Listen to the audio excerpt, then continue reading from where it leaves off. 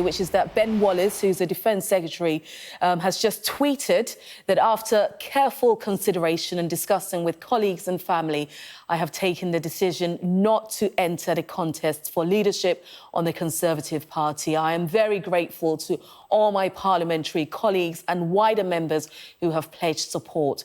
It has not been an easy choice to make, but my focus is on my current job and keeping this great country safe. I wish the very best of luck to all candidates and hope we swiftly return to focusing on the issues that we are all elected to address. So that is the latest there coming in from Ben Wallace. They're saying that actually he will not be putting his hat into the ring to stand as the next leader of the Conservative Party and indeed as the next Prime Minister of the UK. Let me just come back to you there, Richard. What's your reaction then to this latest news then from Ben Wallace?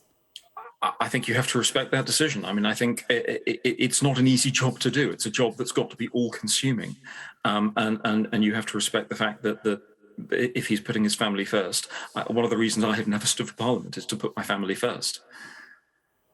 Well, he had been tipped as one of the favourites, actually, hadn't he, to actually put his name into the ring and also to lead to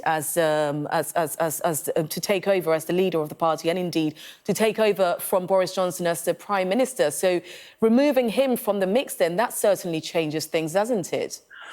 Yes, it does, in terms of there was probably a good prospect that he would have been able to make the final two. But leadership contests in the Conservative Party can be very fast-moving, in any party can be very fast-moving, and things can change quite rapidly. I think you have to have a look at who's standing, what they're standing for, and what their past records are. As I say, I find Rishi very compelling in terms of his intellect, his ability to get on top of the detail, which again is something I think that Boris missed. And I do think there is a question mark that you have to consider about some of those who remained in government in the last 48 hours. I think once the revelations came out, once the letter from Lord MacDonald came out, I find it a little concerning. I think people need to explain why they did that.